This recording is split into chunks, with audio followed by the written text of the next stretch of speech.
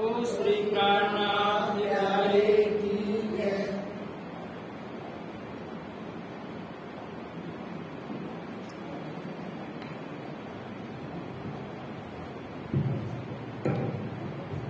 कदमों लागू करूं सेजदा, पकड़ के दो पाए,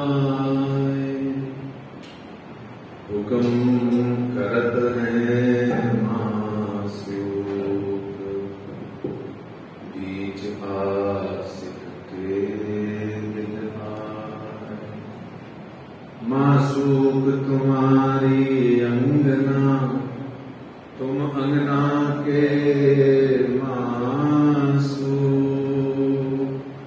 ए हुक्मे इलम दृढ़ किया, अजूरू क्यों न हो तू कटू, अजूरू क्यों न हो तू कटू।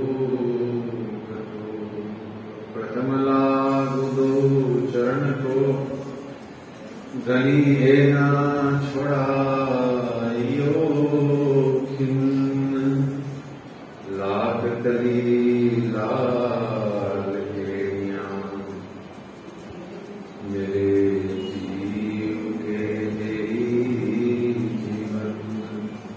इन पांव तले पड़ी रहूं, इन पांव तले पड़ी रहूं। धनी नजर खोलो बातून, पलना बालू निर्मोह नेत्रे। मेरे जीव के जीवन, मेरे जीव के जीवन। कदमों लागू करूं सेजदा, पकड़ के दो पाए, हुक्म करत हैं मासूक, बीच आसिक के दिल आए। मासूक तुम्हारी अंगना, तुम अंगना के मासूक। ए हुक्मे इलम दृढ़ किया, अजूरू क्यों न हो तू कटू, अजूरू क्यों न हो तू कटू।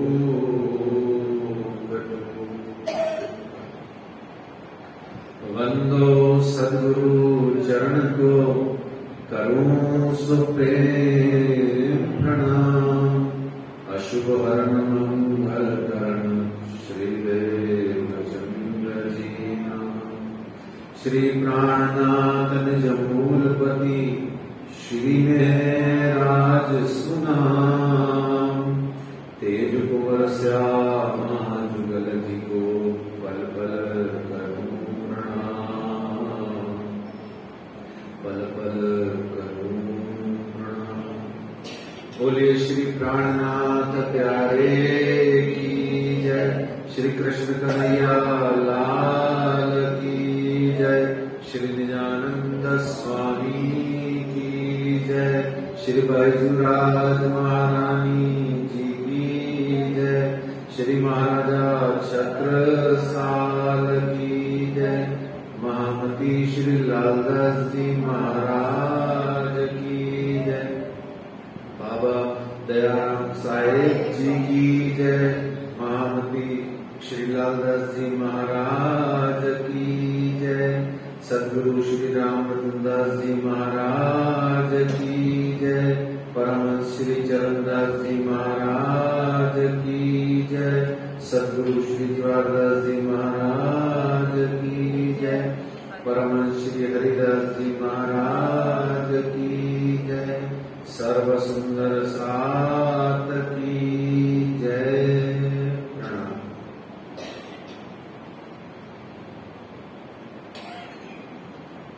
परना परम धाम देख, करके प्रणाम देख, आशिक को आराम देख सकल दुख भागे हैं। कहत है मस्तान जाको लागी इसक तान। रूहें देखिए दीदार श्री प्राणनाथ जी परना जी में विराजे हैं। श्री प्राणनाथ जी गुम्मट जी में विराजे। बोलो श्री प्राणनाथ प्यारे की, श्री श्यामा महारानी की, सदगुरु महाराज की।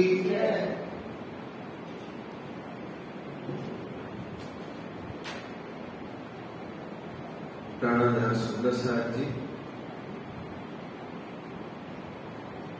इस श्री श्यामा जी महारानी जी के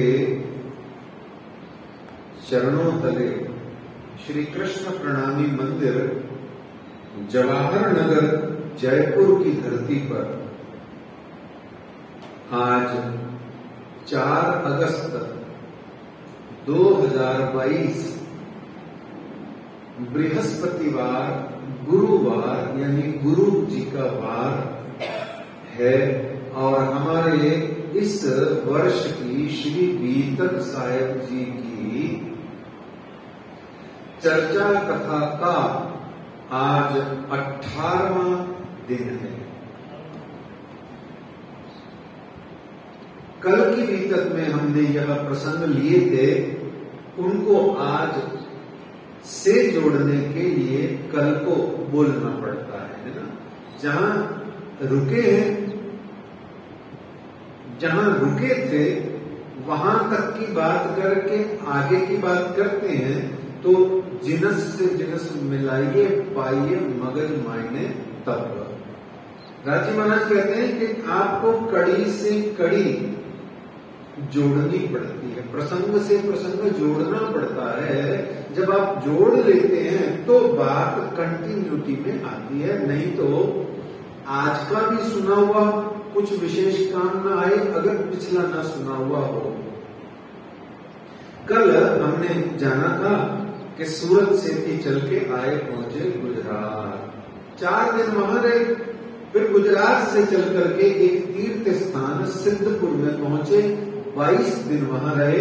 भगवान रेवादास उपाध्याय को 4 सुकन चलते कहे, याद करो निज नाम। यह 4 सुकन कहे और रेवादास उन 4 परम धाम के सुकन को दिव्य आनंद में डूब गया सुन करके और 6 महीने तक मौन रहा। फिर केशव भट्ट जी ने आकर के उनसे जब बात करी तो उसने बताया कि एक क्षत्रिय महात्मा आए थे, उन्होंने यह अक्षर के पार बेहद और बेहद पार अक्षर की बात बताई। तो केशव भट्ट जी ने पहचान करी कि ये तो अक्षरातीत थे, तुम न करी पहचान, मुझे आया ईमान, अब मैं तो चला। वो उठा, बिना एड्रेस के भागा और बिना एड्रेस के, बिना किसी जगह के, उसको पता नहीं कहां गए। तो वो सिर्फ केशवदास जी सिर्फ और सिर्फ श्री जी साहब जी जिस दिशा में गए थे अपना रथ लेकर के, बस वो उस दिशा की ओर चल दिया और दिल्ली पहुंच गया। फिर सिद्धपुर में आकर के उसने अपना श्री जी की आज्ञा से उसने अपने घर को ही थाना बनाया। आप श्री जी यहां से सिद्धपुर से मेड़ता राजस्थान में आते हैं और लगभग 1731-32 की बात है। लाभानंद यति का यहां पर आपसे वार्ता होती है और बहुत उस वार्ता में लाभानंद यति अपनी प्रतिष्ठा, साधु अपनी प्रतिष्ठा धूमिल हो जाए तो कैसे पीड़ित होता है ये बताया था, कल हमने जाना था। और यह भी जाना था कि साधु की प्रतिष्ठा या साधु की महिमा या साधु की ख्याति क्या होती है, 0/0। वो साधु ही क्या जो अपनी इमेज बनाए, वो साधु ही क्या जो अपनी प्रेस्टीज को मेंटेन करे, वो साधु संत ही क्या जिसको अभी भी अपना नाम, अपना पोस्टर और अपने आदि इत्यादि करने का भाव होता हो, वो साधु संत नहीं है। वो सांसारिक सामाजिक आदमी है, वो जो भी है, जो कुछ भी है, वो राज्य जाने, उनका काम जाने, पर वह साधु संत नहीं है। हमने लाभानंद यति के और भी पीछे कई प्रसंगों से हमने जाना है इस बात को, और यहाँ जाना कि जंत्र मंत्र तंत्र जादू टोना टोटका ज्योतिष आदि जो है ये श्री निजानंद संप्रदाय के उपाय नहीं है। हालांकि ज्योतिष शास्त्र वेदों का षडंग है, 6 अंगों से एक अंग है, बहुत मुख्य अंग माना जाता है, परंतु ज्योतिष में जो आपको बताया जाता है कि ऐसा ऐसा होगा, वह तो सही है शास्त्र गणित की दृष्टि से, परंतु आप ऐसा ऐसा ऐसा कर लो तो आपका सही हो जाएगा, यहां शंका है। यानी फलित जो ज्योतिष जो है वह उचित नहीं है, ऐसा ज्ञानी लोग कहते हैं। लेकिन ज्योतिष असत्य है यह ठीक नहीं है कहना। ज्योतिष शास्त्र बिल्कुल सत्य है, लेकिन आपको जब वो कहते हैं कि आप ऐसे ऐसे कर लो तो ग्रह इधर से उधर हो जाएंगे, यह असत्य है। ऐसा कुछ नहीं होता है, ऐसा कभी भी कुछ नहीं होता है, ना होगा। हाँ, श्री निजानंद संप्रदाय के अंतर्गत या किसी और भी भक्ति के ज्ञान के संप्रदाय में आपको ज्ञान प्रेम भक्ति से कोई उपाय बताए जाते हैं तो वह सत्य है, वो होते भी हैं, सत्य भी हैं और असर भी करते हैं। जैसे हमने कल जाना था श्री श्यामा जी महारानी जी के दरबार में, यहाँ ही पन्ना जी की छोड़िए, यहाँ पर भी सबके मनोरथ मनना मनोरथ पूरे हो जाते हैं। मनना मनोरथ पूर्ण की दा मारा अनेक बार। और भी पुजारी जी महाराज है वहां पन्ना जी में, हमने जाना पन्ना जी में पुजारी जी महाराज है। और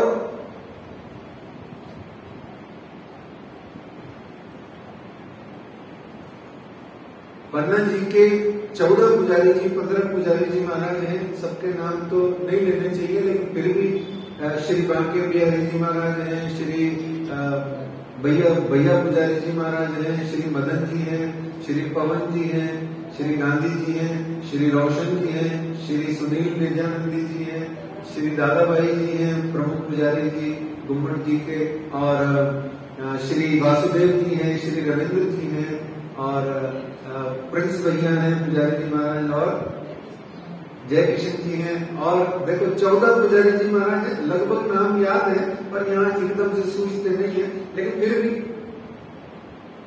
ऐसे पुजारी जी महाराज जितने भी हैं जो धाम धनी के दरबार में, उनसे आप पाठ रखवाइए। और जो अपने जो भी साधु संत विद्वान हैं उनसे पाठ रखवाने के कारण से, उनसे माला जाप आदि कराने से आपका उद्धार हो सकता है। हमने कल भी जाना था और राजा रामपाई जी का प्रसंग आया जिसमें ललिता उनकी बिटिया, उसका आपने शिवजी साहेब जी ने उद्धार किया, उसे रूपवती बनाया। फिर हमने देखा कि शिव जी ने वहां देखा कि कलमा सुन करके बांध दे रहा था मुल्ला जब उस पे, तो राज जी ने वहां पर देखा कि ये जो कलमा है ये सुन करके उन्होंने कहा कि ये तो हमारी ही बात है, ला इलाहा इल्लल्लाह। श्री मोहम्मद रसूलुल्लाह जब उन्होंने कहा ला इलाहा इल्लल्लाह मोहम्मद रसूल अल्लाह, 4 बातें कही, ला इलाहा इल्लल्लाह। ला यानी अक्षर, इला मतलब अक्षर, ला इलाहा इल्लल्लाह का मतलब अक्षर की, और मोहम्मद रसूल अल्लाह का अर्थ हुआ अल्लाह का रसूल मोहम्मद है। ऐसा जब उन्होंने सुना ये कलमा, बांध सुनी, जब ये कलमा सुना तो उन्होंने ये देखा कि ये तो कुछ परम धाम की अपने ही घर की इशारतों की बात है। तो वहां लालदास जी महाराज कहते हैं मोहम्मद का मता सारा श्री राज जी ने अपने अंदर में उसको धारण किया। और यहां से आप फिर दिल्ली की ओर चलते हैं, और दिल्ली की ओर जाकर के जो आगे की लीला बनती है, तो मेड़ता में महत्वपूर्ण टर्निंग पॉइंट आया। एक टर्निंग पॉइंट नलिया में आया था, एक मेड़ता में आया। आइए श्री महामती कहे है साथ जी, भया चर्चा का बकत, अब तुम सुनियो चित्त दे, लाल आए बैठे तखत, लाल आगे आए बैठे इन तखत। यहाँ लग कतेव की चर्चा में न चित्त, कलमा से हासिल किया मोहम्मद मता इत, लिया मोहम्मद मता इत, सारा मता इत मेड़ता में आपने मोहम्मद का अपने दिल में ले लिया। देखिए वाणी में मोहम्मद शब्द आएगा, बड़े ध्यान से, भाव से और सतर्कता से, सावधानी से समझ लीजिए। बार बार समझाने वाला भी नहीं मिलेगा और मैं जो यहाँ आपसे निवेदन कर रहा हूँ मैं भी बार बार नहीं मिलूंगा। इसलिए एक ही बार में समझ लीजिए, मोहम्मद हो या महम्मद हो एक ही शब्द है, ठीक है। लेकिन इसके दो अर्थ हैं वाणी में। वाणी में इसके दो अर्थ हैं। एक तो बरारत वाला स्वरूप जो कभी कभी आएगा, हमेशा नहीं आएगा, कभी कभी कहा आएगा और आपको स्पष्ट दिखेगा कि ये बात हुक्म के उस बरारत के स्वरूप की हो रही है। और जो दूसरा बात आएगा मोहम्मद या महम्मद, वह किसके लिए है इसको समझ लीजिए। जीवन में कभी भी श्री तारतम वाणी का अर्थ का अनर्थ जो कर रहा है उसको भी नहीं सुनोगे, खुद तो करोगे ही। सारे वाणी का मता खजाना अर्थ आपको आ जाएगा अभी यही। महम्मद का अर्थ क्या होता है वास्तव में? श्री महम्मद करी उम्मत रोशन। कौन है महम्मद? यानी कि वो हुक्म वाले स्वरूप में, बरारत वाले ने उम्मतों को रोशन करके परमधाम ले गए। विचार कीजिए सुंदर साहब जी, बहुत ही अर्थ का अनर्थ हो जाता है। कौन है महम्मद? महम्मद का अर्थ है जिसकी सिफत खुद खुदा करे वो महम्मद, यानी कि श्री श्यामा जी महारानी जी। श्री श्यामा जी के साथ में आप आए हो और श्री श्यामा जी के साथ में इस संसार में लीला करके खेल देके आप वापस फिरोगे। तो महम्मद का अर्थ है श्री श्यामा जी, है ना। लेकिन कभी कभी 2, 5, 20, 50 बार में महम्मद का अर्थ या मोहम्मद का अर्थ हुक्म वाले स्वरूप के लिए, बरारत वाले के लिए भी आएगा। तो इस तरीके से वो जो मोहम्मद मता यानी खजाना, मता यानी बुद्धि, क्या कि 90,000 हर्फ जो राजी महाराज ने हुक्म वेद कतेब में लिखे लाखों निशान थे, वो जो 90,000 हर्फ लेके वो जो आए थे, उस हर्फों का कलमा सुनते ही रामधनी जी ने चित्त में विचार लिया कि अब यहाँ से कतेब का भी इसमें जोड़ करके अब लीला का शुभारंभ किया जाए। तो रामधनी जी ने यहाँ मोहम्मद का मता ले लिया। अब यहाँ ले लिया को ये न समझना कि उनको समझ में आ गया या उन्होंने समझ लिया या उनको कुछ नहीं, बस उनके चित्त में आया और बात बनी और आगे चल दी, बस इतना सही है। इसको ये नहीं सोचना है कि यहाँ वो कुछ है, वो तो कहने को ऐसा ही कहा जाता है कि लिया मता है ना, लेकिन सब रामधनी के दिल में ही तो है पहले से। तो इस तरीके से मेड़ता की नगरी में वेदों के साथ कतेबों का ज्ञान भी जुड़ गया। कतेब किसे कहते हैं और वेद किसे कहते हैं? वेद कहते हैं हिंदू धर्म के ग्रंथों को, 4 वेदों को, और कतेब कहते हैं जो वेद न हो में वो कतेब, यानी मुख्य रूप से 2 कौन से, बाइबल और कुरान पाक, और उसमें भी मुख्य रूप से कुरान, उसको कतेब कहा गया। तो मूल स्वरूप श्री राजी ने कतेब का ज्ञान जोड़ने के लिए यहाँ चित्त में श्री जी साहब जी के लिए लिया। तो फिर श्री जी ने कहा, तब लाल दास को गया आज एक बात पाई, तब अरज करी लालदास ने ये हमको देव दिखाई। जैसे ही राजी ने कहा आज एक बात पाई, तो लालदास जी ईगरली बोले, उत्सुकता से बोले, अजय हमको भी दिखाइए, जल्दी बताइए हुक्म।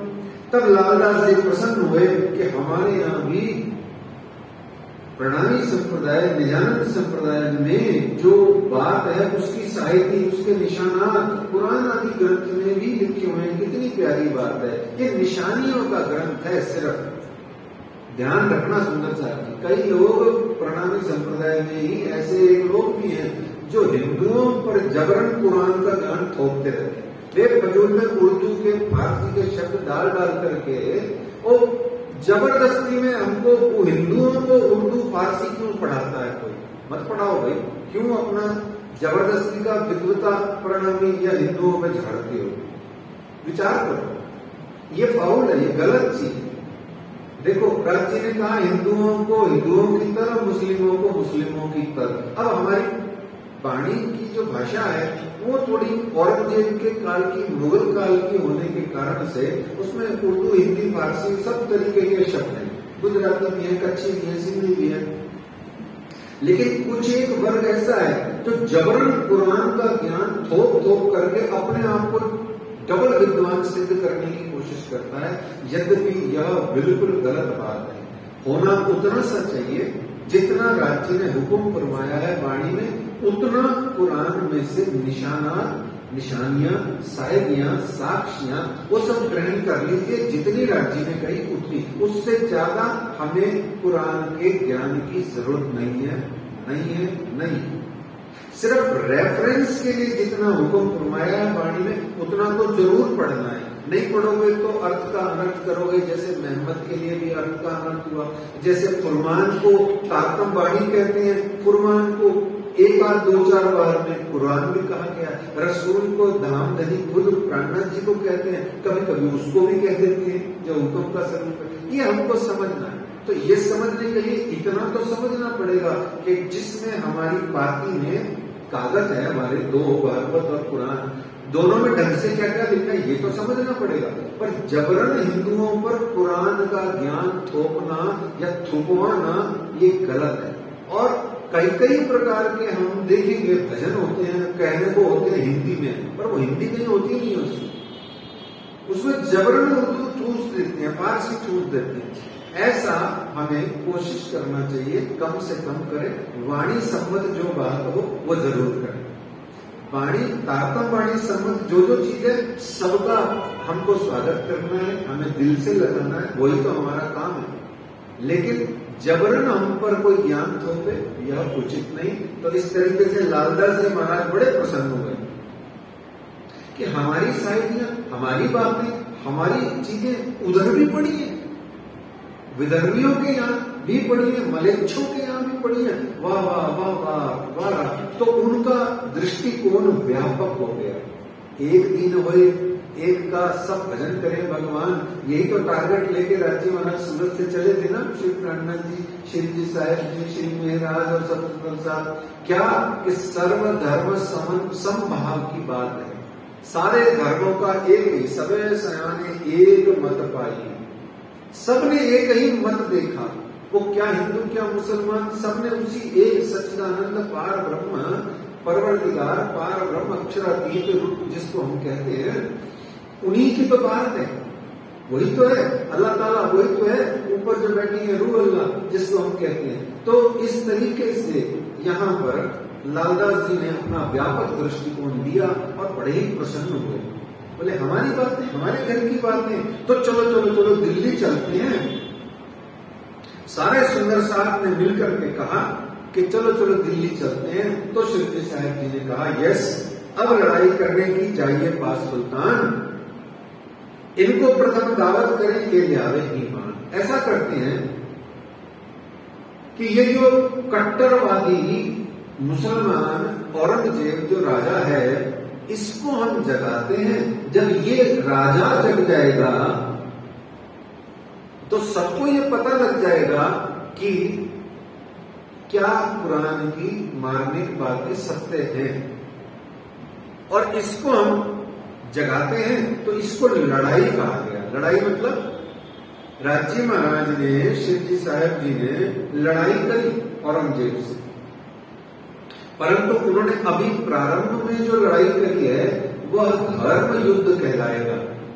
धर्म युद्ध, ज्ञान के माध्यम से उन्होंने उससे युद्ध करना चाहा, ऐसा लड़ाई का मतलब।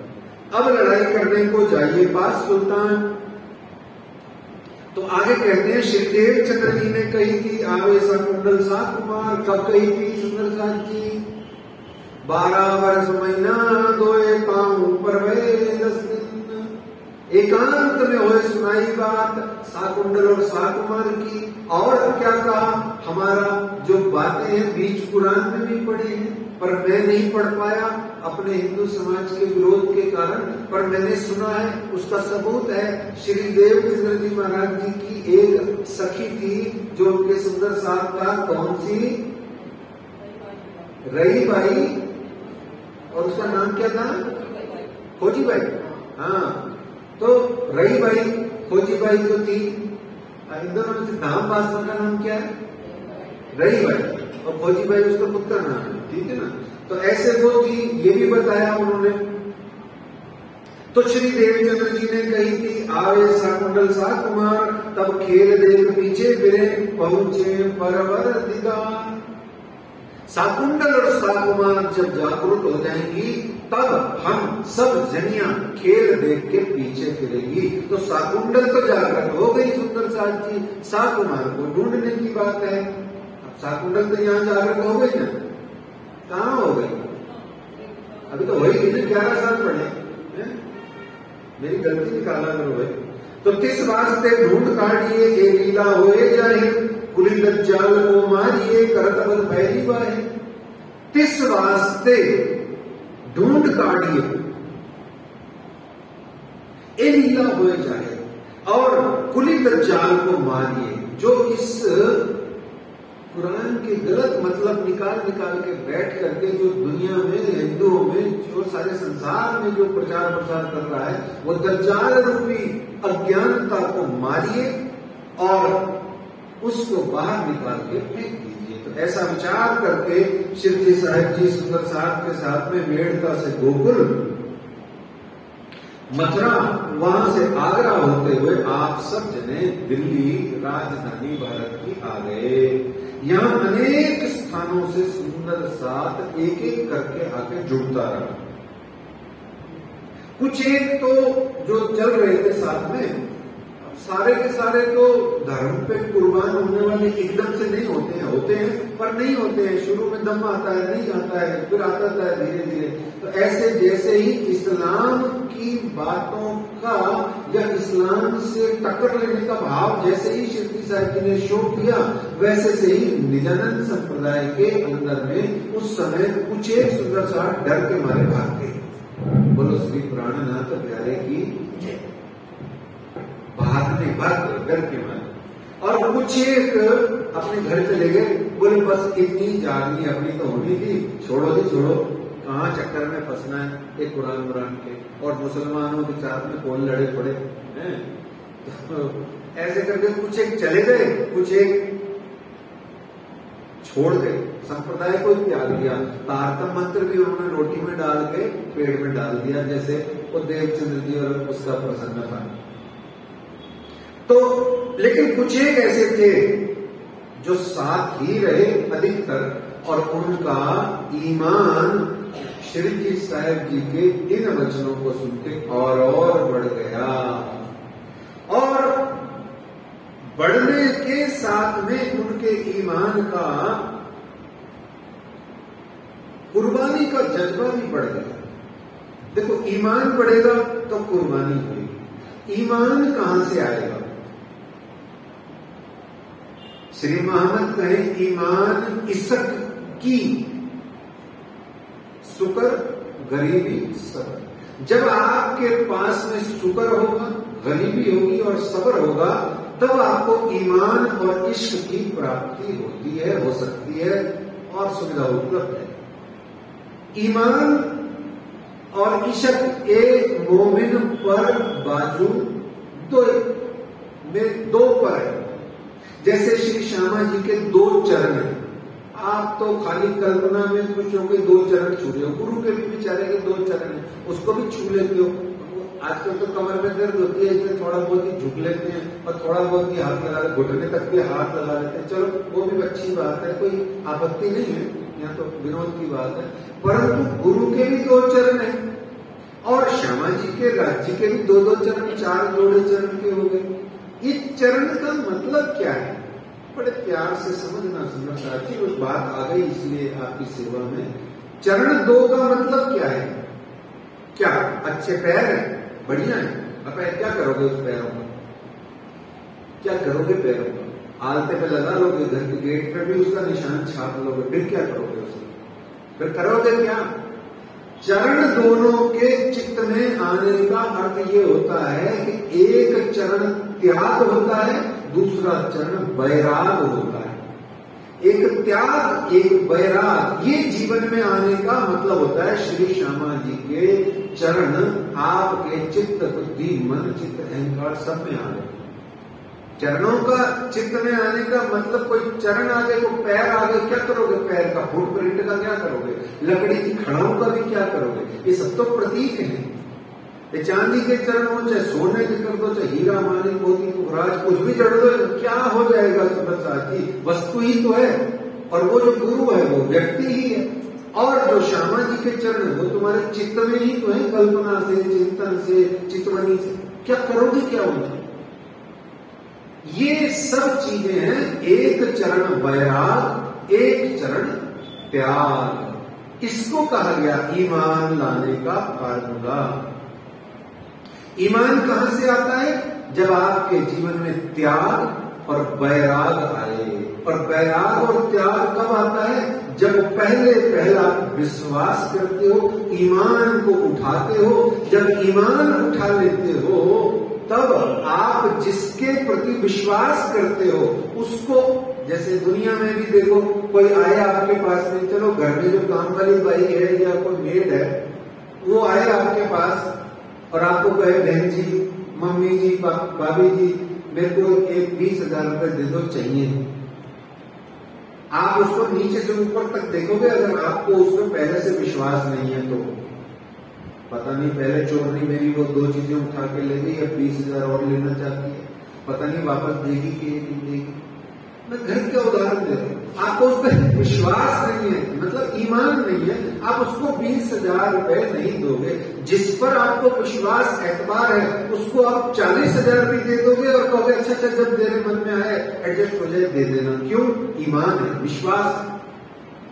तो विश्वास है, ईमान है, तो आपने कुर्बानी कर दी है, त्याग कर दिया। ऐसे ही जब तक राज्य पे, तारतम वाणी पे, श्री बीतक साहेब पे और अपने गुरु पे जब तक आपको विश्वास नहीं है कि यही तारणहार है मेरी वाणी, यही तारणहार है बीतक, ये गुरु जो है यही तारणहार हैं, यही ज्ञान प्रदाता गुरु जो है मेरे तारणहार हैं, तब तक आपको विश्वास नहीं होगा, तब तक आप उन पे कुर्बान नहीं होगे, उन पे समर्पित नहीं होगे, उनको आप बलिदानी का जज्बा नहीं दिखा पाओगे। ऐसे ही जितने भी श्री निजानंद संप्रदाय के अंतर्गत यहाँ सुंदर साथ थे, उसमें से जिनमें ईमान आया उनमें कुर्बानी का जज्बा और बढ़ गया। कुर्बानी का जज्बा किसका? सिर्फ उसका जिसके पास ईमान है। जिसके पास ईमान नहीं है वो अगले दिन ही निजानंद संप्रदाय छोड़ करके चला गया। तो इस तरीके से यहाँ लाला जी महाराज चौपाइयों के माध्यम से कहते हैं, उसका सार ये है कि जो एक बार अपने गुरु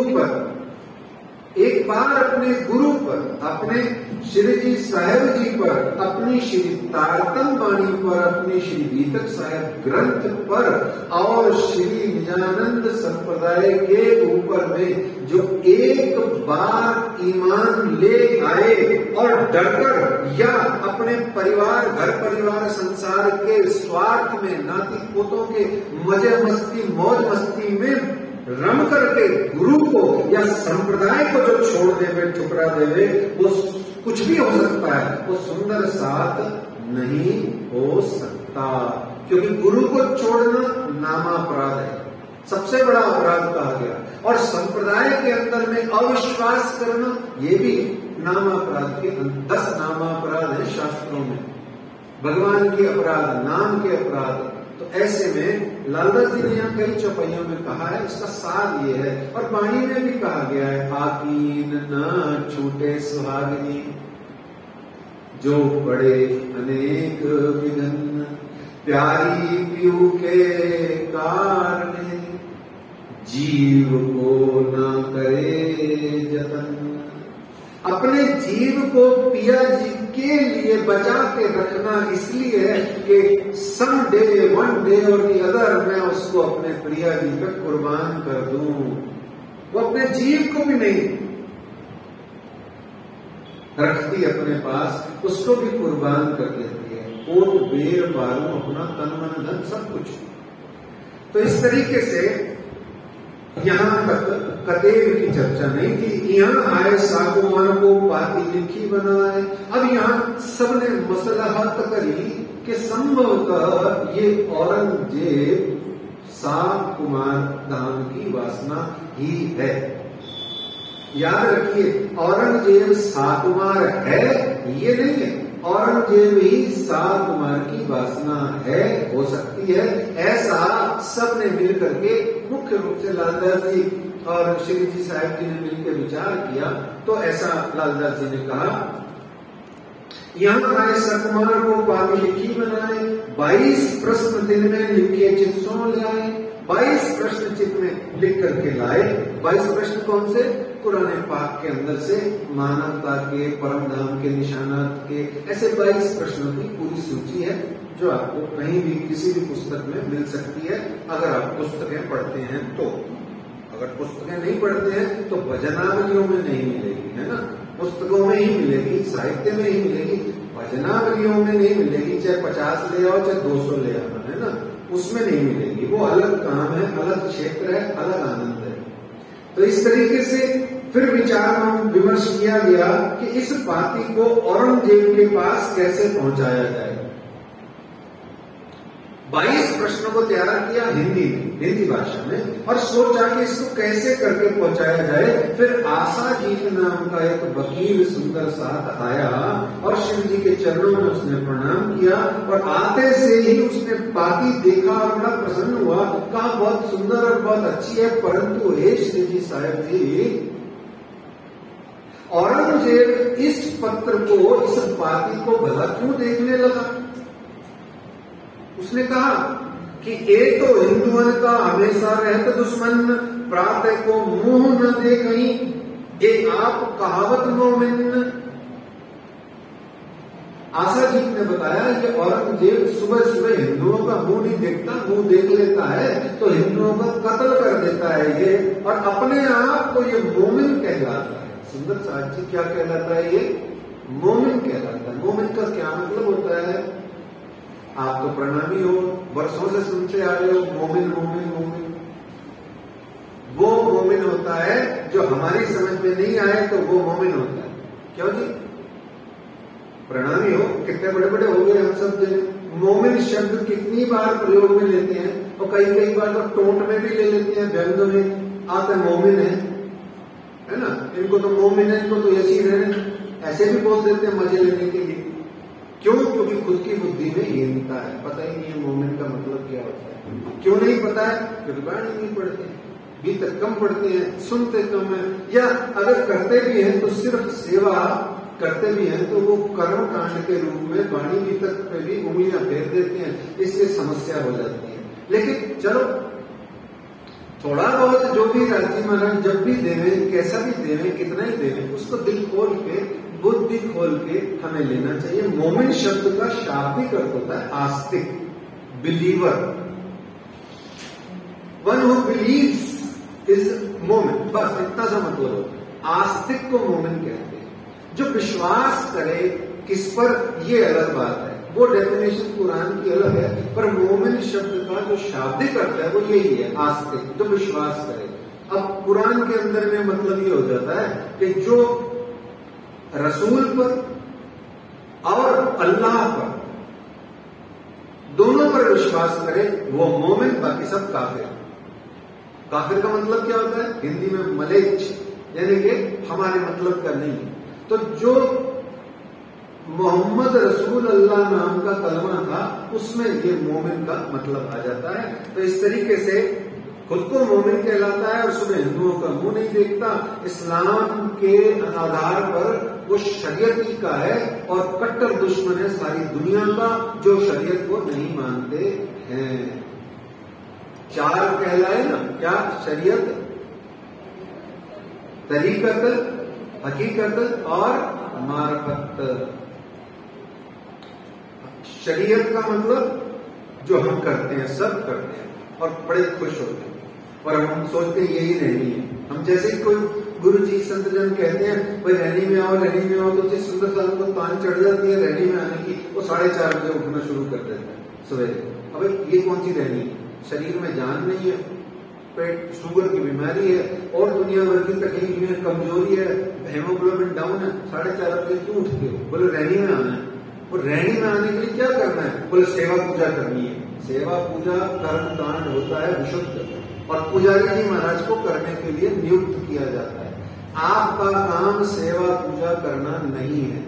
आपका काम सेवा करना, चिंतन करना, जागनी करना, अपनी जागनी करना और पाठ पारायण करना है। ज्ञान को प्राप्त करके इष्ट को उपजाना आपका काम है। कर्म कांड में लगे रहना, उम्र भर सेवा पूजा करते रहना, कभी इष्ट नहीं उपजेगा। आप फॉर्मेलिटी बन जाओगे, जीवन की औपचारिकता हो जाओगे, बस करना है इसलिए किए जा रहे।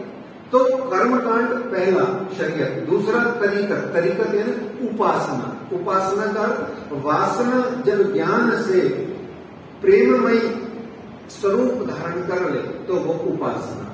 उपासना का अर्थ सिर्फ माला जपना नहीं होता है ना। ऐसे ही आगे शरीयत, तरीकत और फिर उसके बाद हकीकत। अब हकीकत और मार्फत करोड़ों बार आप लोगों ने शब्द गुरुजनों संतजनों से वाणी विकट में सुने होंगे। एक ही लाइन में इसका अर्थ समझ लीजिए। हकीकत का क्या अर्थ होता है? आपके दिल में कुछ है और आपने अपनी अड़ोसन पड़ोसन या प्रियतम प्रियतमा को या किसी को भी कहा, अरे मेरी हकीकत तो सुन लो। मतलब मेरे दिल की बात तो सुन लो, जो मैं सच हूं वो तो सुन लो। तो हकीकत का मतलब होता है आपके दिल की बात। और मार्फत का क्या मतलब होता है? राज्य के दिल की बात। इसलिए राज्य के दिल की बात जो मार्फत है वो हमारी समझ में नहीं आती है। बोलो श्री प्राणनाथ प्यारे की जय। और मार्फत में ही डूबने डालने के लिए राज्य महाराज ने सारा ये खेला बनाया है। लेकिन हम हकीकत तक ही नहीं पहुंच पाते। तरीकत में ही हमारी जो है बड़ी हालत खराब हो जाती है उपासना तक पहुंचने में। अभी किसी को कहूं कि यहाँ बैठ जाओ साइड में, माला का जाप करो, बैठ करके 16 माला करो एक दिन में, तो सामने वाला कहेगा ये क्या आपत गले पड़ गई, क्योंकि फिर उस उपासना को भी वो कर्मकांड बना देता है। ऐसे शरीयत हमने जानी। तो यहाँ पर भिखारी दास जी ने कुछ चर्चा सुनी, कुछ ईमान आया। सारा ईमान एक साथ नहीं आता है, धीरे धीरे आता है या आता जाता है, या कभी आया कभी नहीं आया। ऐसे ही होता है ईमान का काम। आज ईमान आया, अभी आया, इतने में आपका पोता कनाडा से आया, सारा ईमान धुल गया। पोता ही पोता दिखना है आपको, राज्य महाराज दिखने ही नहीं। क्यों नहीं दिखेंगे? क्योंकि दिमाग में संसार है 24 घंटे। क्या है? रुपया पैसा, पैसे से सब कुछ कर लेंगे, खरीद लेंगे दुनिया में। कुछ भी नहीं होने वाला पैसे से, ये सब धका रह जाएगा। यही कोई संसार की चीज, शरीर की चीज से आप धर्म का एक पैसे का भी काम सिद्ध नहीं कर सकते। हाँ, सिर्फ धर्म के लिए दान करके, दक्षिणा करके, कुर्बानी करके उस धन को शुद्ध कर सकते हो, पर धर्म फिर भी नहीं पैदा कर सकते। ध्यान से सुन ले। धर्म में जो दान किया जाता है, दक्षिणा दी जाती है गुरुजनों को, या भिक्षा दी जाती है, या जो भी कुछ कहा जाता है उसको, वो देकर के आप अपना काला धन शुद्ध कर लेते हो, निर्मल हो जाता है, और आप जब उसको भोगते हो तो सुख मिलता है। परंतु धर्म उससे भी नहीं मिलता। धर्म तो आपको अर्जित करना पड़ेगा, क्रय विक्रय का काम ही नहीं। संसार और शरीर के किसी पदार्थ से आप धन को नहीं प्राप्त कर सकते। भिखारी दास जी को कुछ ईमान आया, श्री राज को घरों पधराए के अरुगाया खाल, साध सबों की सेवा करी होए के दिल खुशहाल, दया आराम आवत ल्याए मिठाई पकवान, नए नए मेवे ले के ल्यावत दिल ईमान। अब बताओ, वो 2 किलो पकवान और ये क्या है, मेवे मिठाई, वो 2-2, 3-3 किलो, 2-2, 3-3 सेर ले आया। सारे शिवजी साहिब जी ने खाए हैं क्या? उसको पता है मैं लेके जाऊंगा पोटली में या डब्बे में, या जो भी उस समय प्रचलन होता था, वो थैली वैली तो होती नहीं थी। तो जैसे ही मैं लेके जाऊंगा, राज्य महाराज उसमें से एम के चखेंगे और बाकी पलट करके मुझे या मेरे साथ में किसी को दे देंगे, तो वो हो जाएगा मेरा ले जाया हुआ भोग और पलट करके मिला हुआ प्रसाद। जाना उसके घर में ही था, हमने कल जाना था। भोग से कुढ़न पैदा होती है। आप अकेले भोगोगे कुड़ जाओगे, घर को ताला लगा दोगे बाहर से, कोई आ न जाए। बढ़िया बढ़िया काम चल रहा है, बढ़िया बढ़िया मूड बना हुआ है, कई कई चीजें खा रहे हैं, पी रहे हैं, डिनर हो रहे हैं, आप ताला लगा देते हो बाहर को, क्यों? भोग कर रहे हो। अगर यही आपने दान दली जी को समर्पित करके पाने की बात करी होती, तो आप गेट वेट तो क्या 4-5 जनों को, पड़ोसी को भी बुला लेते, आजा आजा हमारे घर में गुरु जी आए, सत्संग है, कीर्तन है, ले जा जितना मर्जी ले। ये भोग और प्रसाद का अंतर है। तो इस तरीके से दया राम आवत ल्याए मिठाई पकवान, नए नए मेवे लेके ल्यावत दिल ईमान। ऐसे वो दिल में ईमान लाता। 2 माह बीत जाने पर भी पार्टी न भेजी जा सकी, तो श्री राज्य ने महाराज ने विचार किया कि चलो ऐसा करते हैं कि थोड़ा पास में यूपी और हरियाणा के बॉर्डर के पास में, लगभग दिल्ली से 150 से 200 किलोमीटर दूर शाहजहांपुर बोड़िया नाम का एक जगह है। वहां आप जाते हैं और यहां बीच में क्या होता है कि एक सूरत के सुंदर साथ हैं। 2 सुंदर साथ प्रणामी संप्रदाय में अत्यधिक महत्वपूर्ण सुंदर साथ है। दोनों का मतलब नाम एक ही है, थोड़ा थोड़ा सा फर्क है। एक है सूरत के लक्ष्मीदास जी और दूसरे हैं पन्ना जी के अंतर्गत बुंदेलखंड के सेठ श्री लच्छीदास जी। दोनों का मतलब एक ही है। वो लच्छी प्रांतीय नाम हो गया, उसका मतलब लक्ष्मी ही होता है। ये लच्छू, लच्छी, ये ऐसे नाम बिगड़ जाते हैं, पर है उसका मतलब लक्ष्मी ही। तो ये जो लक्ष्मीदास जी हैं सूरत वाले, ये सूरत में शिवजी साहिब जी से सपरिवार दीक्षित हुए और ये वहां से सपरिवार दिल्ली आते हैं। और इन समय सूरत से आया लक्ष्मीदास रूपाबाई को ले के बेटी जमुना खास, अपनी रूपाबाई नाम की धर्मपत्नी को और बेटी जमुना नाम की उसको लेके आते हैं और सब परिवार कुटुंब सहित आते हैं। कौन है ये लक्ष्मीदास? लक्ष्मीदास कौन है? प्यारे सुंदर साहब जी निवेदन शुरू में किया था, बीतक के दौरान में 22-23 मोमिनों की ये जो आत्म जागृति के प्रसंग, किस्से, कहानियां हैं, जो भी कह लो आप इसको, कथा कह लो भले, पर ये है चर्चा, है ना, कथा चर्चा। तो ऐसे में ये जो किस्से कहानियां, ये जो कुछ भी मोमिनों की जागृति के प्रसंग हैं, ये 22-23 जब आते हैं, एक एक करके आ रहे हैं, जैसे 6-7 आ गए हैं, 6-7 से ज्यादा आ गए हैं। तो अब ये जैसे लक्ष्मीदास जी नाम के ब्रह्मशिष्ट सुंदर साहब का प्रसंग है, तो ये जब जब आप प्रसंग सुने तब तब वो वाला मोमिन या वो वाला सुंदर साथ आप खुद बन जाएंगे। सोचो मैं ही हूं। कौन? शुरू में दीप बंदर में जयराम कौन? मैं ही था। कांजी कौन? मैं ही था। और हरिहरजी व्यास कौन? वो भी मैं ही था। और फिर उसके बाद में महाजी बाई कौन? वो भी मैं ही था।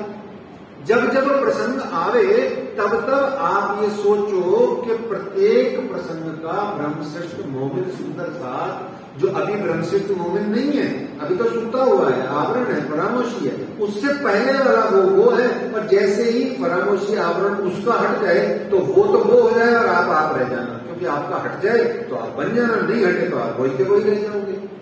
समझ रहे हैं भावना? तब जाकर के आपके अंदर में लक्ष्मीदास की आत्मा आएगी और यह प्रसंग साक्षात आपको आनंद देगा या जागृति देगा। तो यहाँ कहते हैं लक्ष्मीदास जी कौन है?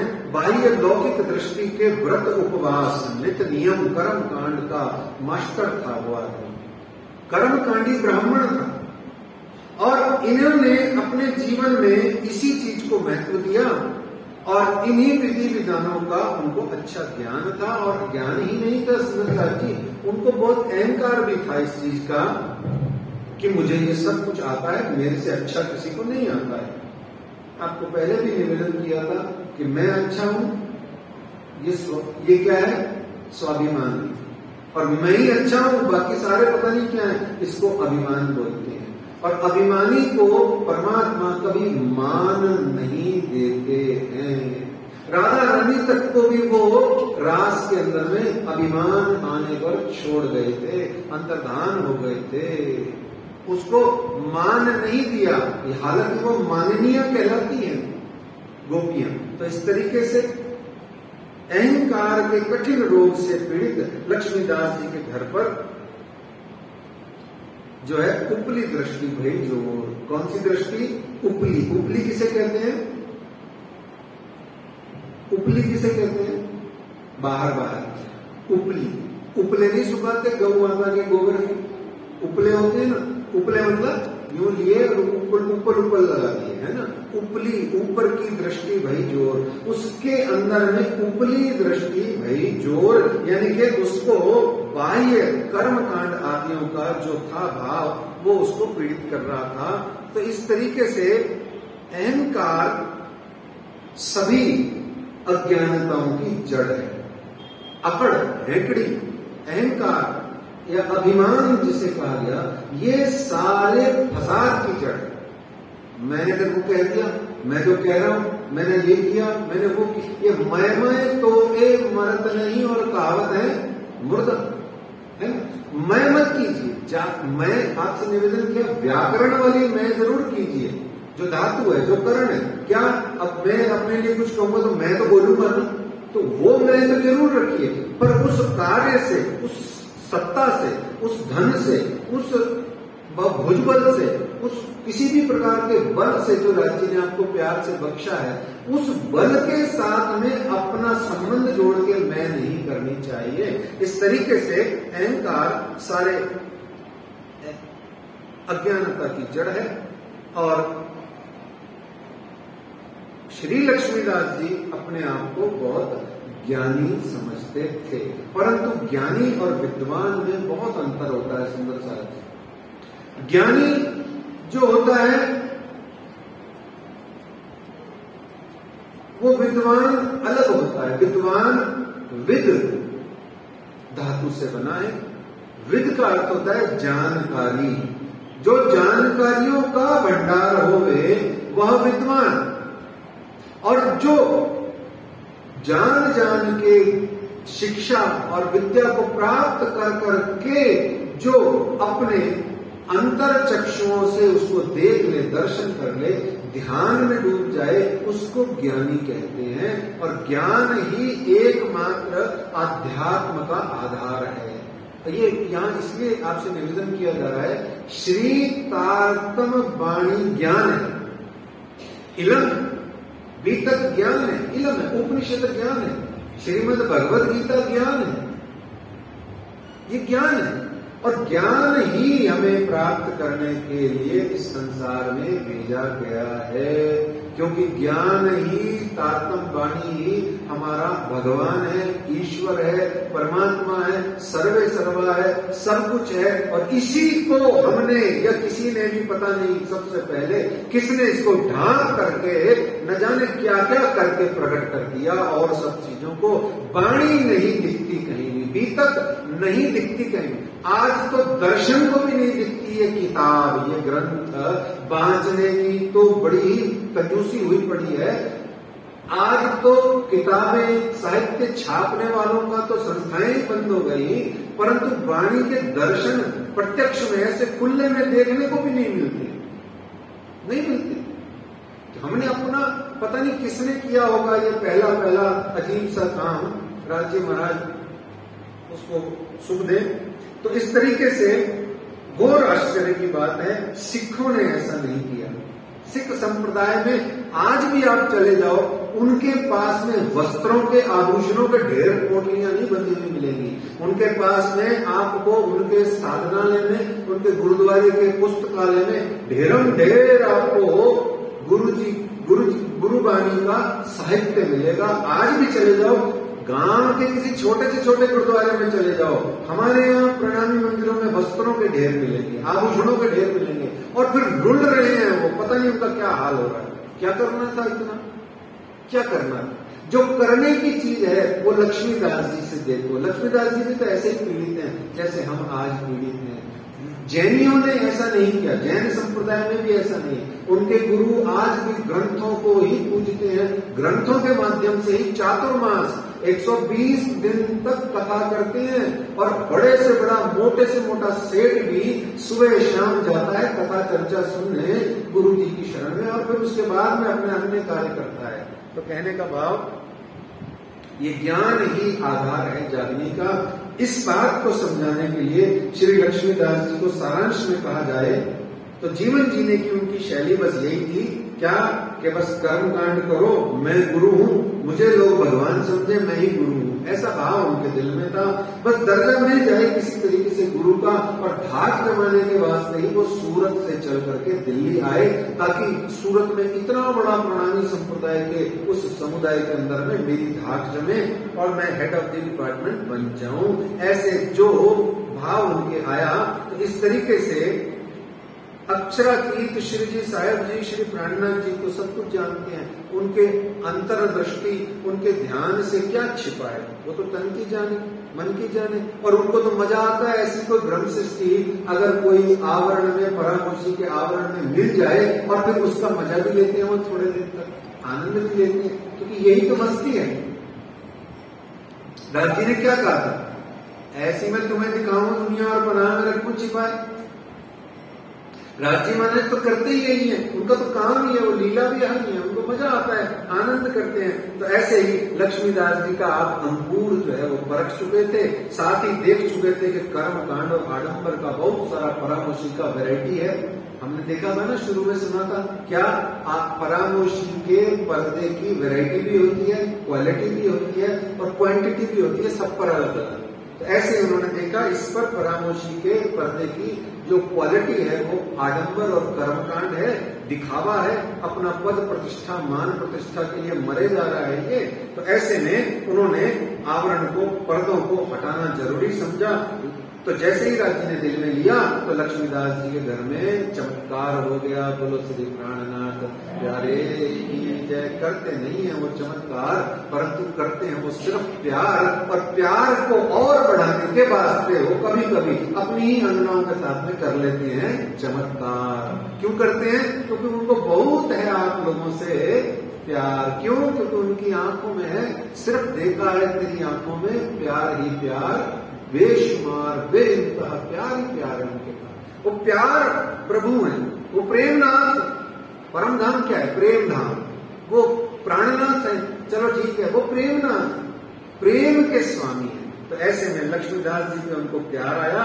तो जैसे ही राजी महाराज को उन पे प्यार आया तो क्या हुआ, उसके घर में श्रीराज के दिल में फांसी का काम, किस वास्ते बाता करे वायदा करे इस ठाम। और ऐसे ऐसे राजी महाराज ने जाके उसको दर्शन देना शुरू कर दिया उसके घर में। बोलिए श्री प्राणनाथ प्यारे की जय। कितने आनंद की बात है। लक्ष्मीदास को गोद ले लिया 8 दिन के लिए। देखना बड़ा प्यारा वाला प्रसंग है ये।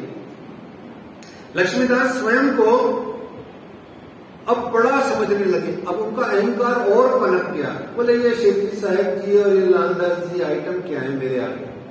मुझको तो श्री राज जी स्वयं आकर के दर्शन दीदार ही नहीं दे रहे, बल्कि मेरे और मेरी धर्म पत्नी और बेटी के हाथ से पका हुआ बनाया हुआ रसोई भोजन मेरे हाथ से परोसा हुआ आके मांग के ले रहे।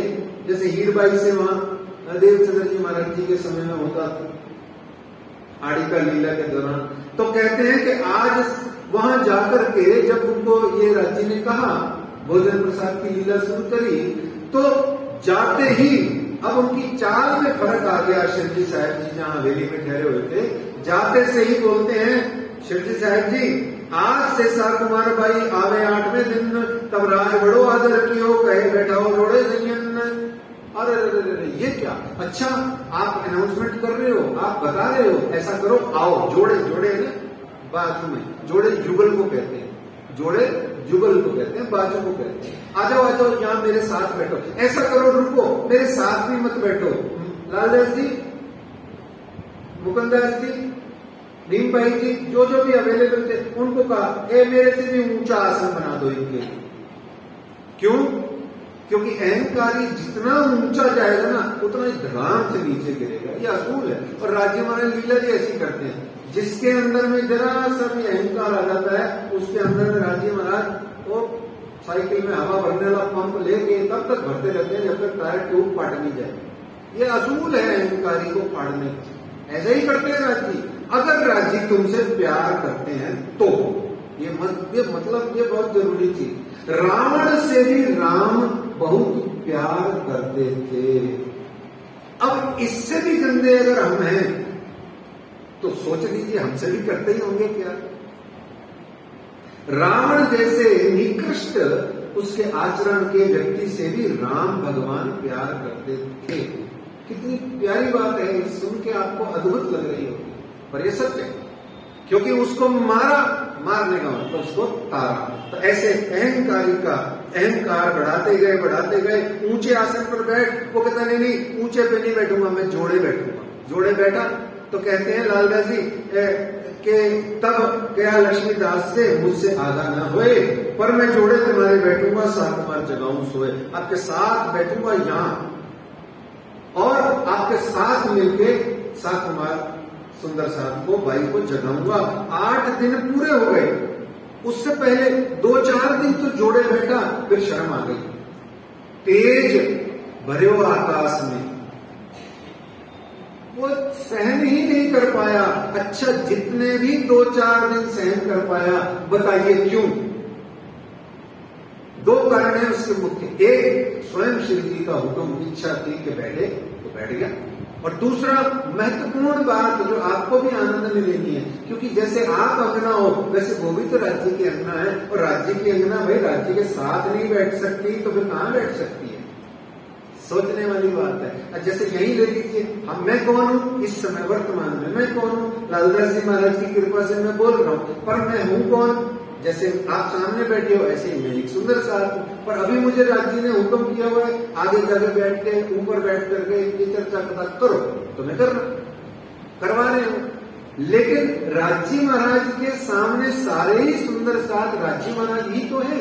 कितनी प्यारी बात है। ये 2 कारण है। तो ऐसे ये एक प्रसंग बीतक का कहानी किस्सा नहीं है। सुंदर साथ जी आए, बैठे, 1.25 घंटा बोला और चल दिए। सुनने वाले ने पता नहीं क्या सुना, बोलने वाले ने बेचारे ने अपनी ईमानदारी से न जाने क्या क्या बोला या क्या हुआ जो कुछ हुआ। ये ऐसा नहीं है। ये बीतक साहब के प्रसंग उस प्रसंग में, उस समय में पहुंच करके डूबने के, जैसे कभी पिक्चर देखते समय, फिल्म देखते समय, धर्मेंद्र की पिक्चर देखते समय जब कभी हम उसमें डूब जाते हैं, इतना डूब जाते हैं कि वो हीरोइन और हीरो जब प्यार मोहब्बत का या कोई दुख दर्द का सीन आता है तो हम भी रोने लग जाते हैं। यहाँ क्यों रोना नहीं आता है? ये भी तो आपकी पिक्चर ही तो चल रही है। क्यों नहीं आता है? आप डूबे नहीं हो, इन्वॉल्वमेंट नहीं है उसमें। अभी आपके 300 रुपए टिकट नहीं लगी है। एक तो सबसे बड़ा कारण ये भी होता है, 300 रुपए टिकट देके जब पिक्चर देखने जाते हो ना, बड़े ध्यान से देखते।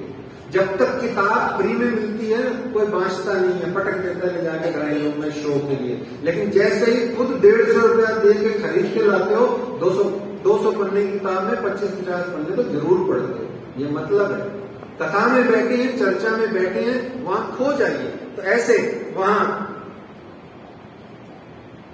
लक्ष्मीदास जी ने कहा मैं साथ बैठूंगा, साथ नहीं बैठ पाए। फिर भीम भाई और उन्होंने थोड़ा सा कुछ कहा होगा तो वो समझ गए, तो वो सामने आके वापस से बैठ गए। सबसे पहले क्या बोले? मैं ऊपर बैठूंगा। दोबारा बोले जोड़े बैठूंगा, तिबारा बोले नहीं नहीं यहाँ नहीं बैठा, मैं सामने आगे आगे लाइन में बैठूंगा। फिर थोड़ी सी देर बाद में आगे भी भीम भाई, मुकुंद भाई, लालदास के साथ में भी वो बैठ ना पाए तो बिल्कुल साइड में होकर के बैठ गए, नुक्कड़ में दुबक करके, बिल्कुल दिखे नहीं ऐसे दूर में। और फिर 8 दिन हो गए और जैसे ही 8 दिन हुए सुंदर साक्षी तो राज्य महाराज की लीला हुई। क्या हुई? जब 8 दिन पूरे हुए तब श्री राजे दिया दीदार लक्ष्मीदास जी ने आज राज्य महाराज को परोसने में भी फॉर्मेलिटी करी। क्यों? अब तो उसको ये चाहिए था, साकुमार बताओ मेरी इज्जत दाव पे लगी है, छठों बनाते रोटी किसने देखी हो? ऐसे ही तो करते हो आप, ट्रेन आपका टाइम है, थाल वो का टाइम है, क्या करते हो? पता ही नहीं क्या करते हो आप, जानो आपका काम जाने। मैं तो लगाता ही नहीं, है ना, मैं तो संध्या आरती और सुबह आरती में लगाता हूँ, तो थाल भर लगाता ही नहीं। तो फिर आप देखो आपका काम देने आप कई बार क्या करते हो? इसको कहते हैं कर्म कांड। यही लक्ष्मीदास का मतलब है। राजी साक्षात आके बैठे हैं और फॉर्मेलिटी कर रहा है, और जल्दी जल्दी रोटी लाओ, कच्ची पक्की जैसी है ले आओ, जल्दी जल्दी खाओ। मेरे को तो साकुमार बताओ किधर है, किधर है, किधर है, कहाँ मिलेगी? मेरी तो प्रतिष्ठा दाव पे लगी है। तो ऐसे में राज्य महाराज ने तो आनंद के लिए लीला करी थी। तब राज हाथ से जुदे हुए, तब हंसी हुई एक तो नहीं मुकर्रर बखत रोज कयामत। ये मुकर्रर तय नहीं है, बखत रोज कयामत। ये कयामत की घड़ी मुकर्रर तय नहीं है। ये क्यों तय नहीं है?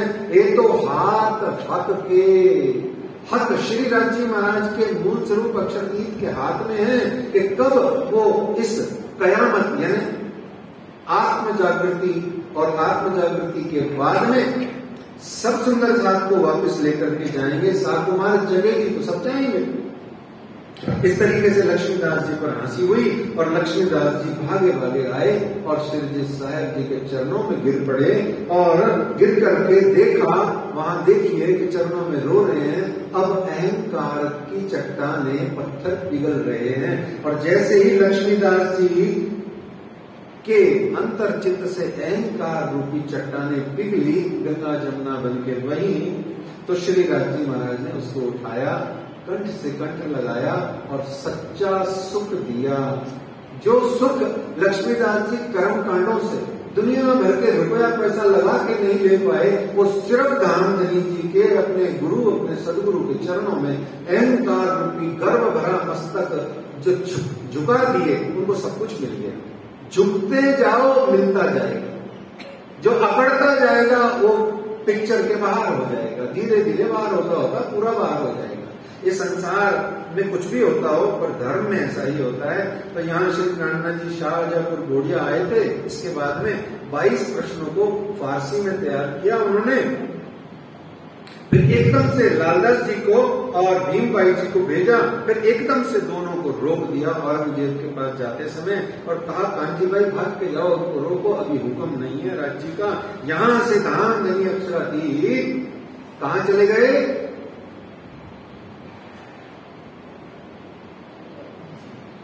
शाहजहाँपुर गोड़िया से राज्य कहां गए? हे भगवान, मैं थक गया तो आप सोच लो कहां गए? हरिद्वार गए। बहुत सुंदर। किसने टिपा ये? अच्छा वहां हो गया क्या हरिद्वार? चलो ठीक है। हरिद्वार, हरिद्वार, हरिद्वार का मतलब हरि का द्वार। हरि कौन है? आपको बता चुके हैं। हरि हर हरण करता कौन है? हरि कौन होते हैं? हरे रंग के जो होते हैं वो हरि होते हैं। बीजेपी का जो रंग होता है वो हरा होता है ना? मुसलमानों का जो रंग होता है वो हरा होता है। हरि का मतलब जो आपके दुखों का हरण कर ले वो हरि। हर का मतलब भी यही होता है। और हरि वैसे किसे कहते हैं? वाच्यार्थ क्या है इनका? हरि का अर्थ होता है भगवान श्री हरि विष्णु आदि नारायण भी कहलाए जाते हैं। और हर का मतलब क्या होता है? हर किसे कहते हैं?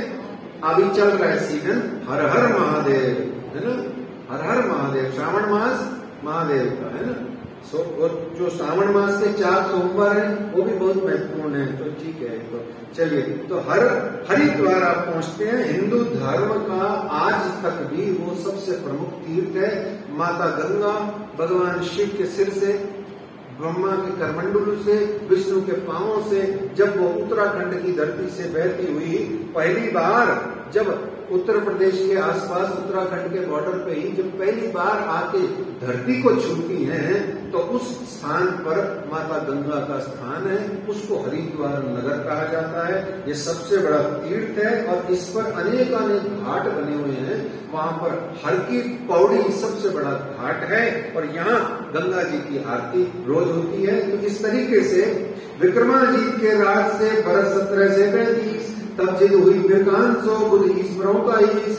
हरिद्वार के मेला में 4 संप्रदाय ताई, षड दर्शन भी कहाँ मिले 10 नाम सन्यासी जाई। वहां पर कई प्रकार के हिंदू धर्म के संप्रदायों के सभी प्रकार के संत वहां आए हुए थे। कुंभ का मेला था, महाकुंभ नहीं था, कुंभ था। 3 होते हैं कुंभ, महाकुंभ, कुंभ, अर्धकुंभ, है ना। हर साल होता है, वो भी कुंभ होता है, और अर्धकुंभ होता है जो 6 साल में होता है, महाकुंभ जो 12 साल में होता है। तो इस तरीके से कुंभ का मेला चल रहा था और यहाँ पर सभी प्रकार के सनातन हिंदू धर्म के 3 संप्रदाय के ज्ञानी ऋषि मुनि महर्षि आए हुए थे। यहाँ एक चीज छोटी सी जल्दी से समझते हैं क्योंकि समय हो गया है एकदम से कम, रोज ही कम हो जाता है। इस समय आज ताली दिए जाते हैं। कैसे दिए जाता है? देखो, ताली बजाओ, ये समय आज ताली दिए जाता है। ये ताली बजी, अब आप वापस वही वाली ताली बजा के दिखाओ, नहीं बजती ना। ऐसे रागी बाणी में कहते हैं इस समय आज ताली दिए जाता है। क्या करना है? इस समय का सदुपयोग करना है ना। हमारे यहाँ तो रोज ही कम हो जाता है, फिर भी हम चोरी कर लेते हैं 4-5 मिनट की रोज ही आजकल। ठीक है, तो आइए सुंदर साहब जी, हिंदू धर्म के अंतर्गत 700 संप्रदाय हैं और उन 700 संप्रदायों में से एक संप्रदाय का नाम है श्री निजानंद संप्रदाय, या जिसका उपनाम लाडला नाम है जिसका श्री कृष्ण प्रणामी संप्रदाय। कभी भी आप श्री कृष्ण प्रणामी धर्म की जय न बोलना। आप जैसे ही धर्म बोलोगे आप हिंदुओं में से निकाल दिए जाओ और मुसलमान आप हो नहीं, तो आपका क्या हाल होगा आप ही सोचो। ये किसी ने लाड प्यार में धर्म जोड़ दिया तो चलो कोई बात नहीं, कोई आपत्ति विपत्ति नहीं है, और भूल भी जाए कभी कभार तो भी कोई विपत्ति आपत्ति नहीं है। पर याद तो रखो, धर्म सिर्फ हिंदू है, आप हिंदू हो, बात खत्म। और हिंदुओं के भीतर में 700 संप्रदाय हैं, अपनी अपनी बात बताते हैं, अपना अपना स्थान है उनका, अपना अपना ग्रंथ है, अपना अपना शास्त्र है, अपने अपने गुरु हैं। ऐसे ही हमारा श्री निजानंद संप्रदाय उपनाम श्री कृष्ण प्रणामी संप्रदाय है और हम उसके अंतर्गत एक अनुयायी हैं। बात खत्म, सिंपल सी बात है। ये दृढ़ता से याद रखना, आप कभी कंफ्यूज मत होना इसमें। ये कंफ्यूजन ही ले डूबता है आपको, आप बता ही नहीं पाते मैं कौन हूं। आपसे कोई पूछे आप कौन, गए काम से, आप तो भाग जाते हो उस जगह से। हैं, प्रसाद अच्छे लगते हैं, वस्त्र अच्छे लगते हैं, भोजन अच्छे लगते हैं, सेवाएं अच्छी लगती हैं। जैसे किसी ने पूछा 4 लाइन में बता तू प्रणामी क्यों है, भाग जाते हो वहां से। एक ही लाइन याद रहती है, अपन तो सबसे ऊंचे, आपका तो सब तो ऊंचे हैं। और ठीक है, भावना अच्छी है, पर समझ में भी आना चाहिए, है ना। तो जब आप ये सोचेंगे मैं हिंदू हूँ, संप्रदाय मेरा निजानंद है संप्रदाय, वो बोलते हैं, खुद बोलेंगे राज्य, मैं नहीं बोल रहा हूँ, आगे बोलेंगे, है ना। कहा बोलते हैं सारे संसार में सबसे उत्तम धर्म अगर कोई है तो भारतवर्ष के अंदर में हिंदू धर्म है, और उसमें श्री निजानंद है संप्रदाय, उत्तर प्रश्न प्रकाश आगे आएगा आपको। तो इस तरीके से नामधनी अक्षरातीत अपने स्वरूप रूप, जैसा भी उनका रूप स्वरूप है, निर्गुण जो भेष था उनका, वो शब्द आया था मैं भूल गया, ताचरी भेष नहीं, भेष आया था, अभी वर्ड आया था मैं भूल गया। तो वो जो आया था जिसको निर्गुण फकीरी भेष कहा जाता है, उसमें आप शिव जी साहब जी सुंदर साहब के साथ जाते हैं तो सारे संप्रदाय के लोग कहते हैं झाड़ो दीजिए, आप अपना परिचय दीजिए, आप कौन हो, कहाँ से आए हो, आपका गोत्र क्या है, आपकी शाखा क्या है, आपका शिखा क्या है, आपका सूत्र क्या है, आपका संप्रदाय क्या है, आपके गुरु कौन है, ऋषि कौन है। तो उन्होंने कहा आप परिचय दीजिए। तो इस प्रकार से जैसे ही उन्होंने कहा तो श्री जी साहब जी ने हाथ जोड़ के कहा, रामानुज संप्रदाय के लोगों को, नीमानुज संप्रदाय के लोगों को, विष्णु श्याम संप्रदाय और माधव संप्रदाय, दशनाम सन्यासी, शत दर्शन के सन्यासी, पतंजलि के लोग, सबको आप श्री जी साहब जी ने हाथ जोड़ के कहा आप पहले अपने अपने संप्रदाय का परिचय दीजिए। तो सबने मिलकर के श्री जी साहब जी को अपने अपने संप्रदाय का परिचय दिया, जो बीतक में बहुत डिटेल से लिखा हुआ है। और तत्पश्चात में श्री जी साहब जी ने श्री निजानंद संप्रदाय का परिचय दिया। पहली बात ये शास्त्रार्थ हुआ। शास्त्रार्थ का मतलब होता है आदान प्रदान। अब यहां जो कोई भी जोश में आकर के या कैसे भी भावना से ये कहे कि श्री जी साहब जी ने सबको हरा दिया, अब आप खुद सोचो, एक छोटा सा देवी देवता है कहीं भी गांव के अंदर में, लोकल, जैसे माता आ जाती है ऐसे लोकल देवी देवता है, और एक कहां क्षर के पार, वेद पार, अक्षर अक्षर के पार अक्षरातीत सच्चिदानंद पार ब्रह्म का पांचवा स्वरूप, वो क्या इस दुनिया में हराने फराने आएगा, किसी काटने कूटने आएगा, मारने आएगा, छोड़ने छाड़ने आएगा, उपहास उड़ाने आएगा, किसी की उपेक्षा करने आएगा, किसी को क्या कोई बीच रास्ते छोड़ के जाने आएगा, वो क्या करने आएगा? और पहली बात तो वो है कौन? मालिकों का मालिक है, सिरताजों का सिरताज है, अक्षरातीत पार ब्रह्म श्री जी साहब जी के रूप में इस जगत में जो आया हुआ है, उसने किसी को भी नहीं हराया, कभी नहीं हराया। सुंदर साहब जी, ऐसा शब्द बोलना अपने प्राणनाथ को कुछ गलत कहना है, याद रखना सुंदर साहब जी, ये बीतक का मतलब यही होता है, हराया हुआ कुछ नहीं। श्री राज जी महाराज ने सबके अहंकार के सिर को काट दिया। उन्होंने अहंकार गर्व भरे मस्तकों को काटा, बस, और कुछ नहीं किया। जैसे ही गर्व भरा मस्तक कटा, वो मनुष्य उनके चरणों में झुका। तो यहां हरिद्वार में भी सारे सुंदर साथ के समक्ष, सारे गुरुजनों, संतों, महंतों, ऋषियों, संप्रदायों के समक्ष सारे जने श्री जी साहब जी के चरणों में आ गए। जब श्री जी साहब जी ने अपने संप्रदाय के ज्ञान को उनके सामने प्रस्तुत किया, तो इस तरीके से ये भावना बनती है। और संप्रदाय के 25 प्रश्नों का उत्तर वहां पर श्री जी साहब जी ने दिया। इस 25 प्रश्नों का डिटेल से हम कल चर्चा करेंगे। आज हम इस बीतक साहब जी के प्रकरण को यही विश्राम दे देते हैं, इसी चौपाई के साथ में। आइए सुंदर साहब जी, पैतीसा के बरस में भये निशान धूम्र के तू खैर भई मास की इन समय जगत भयो अचे, इन समय जगत भयो अचे,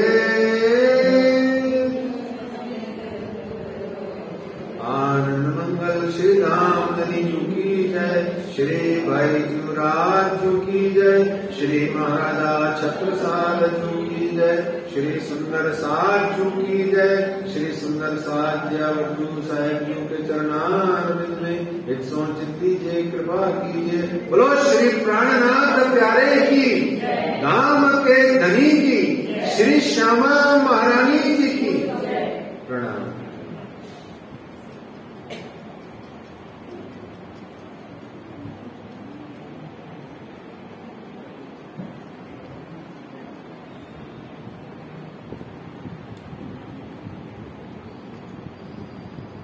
Thank you.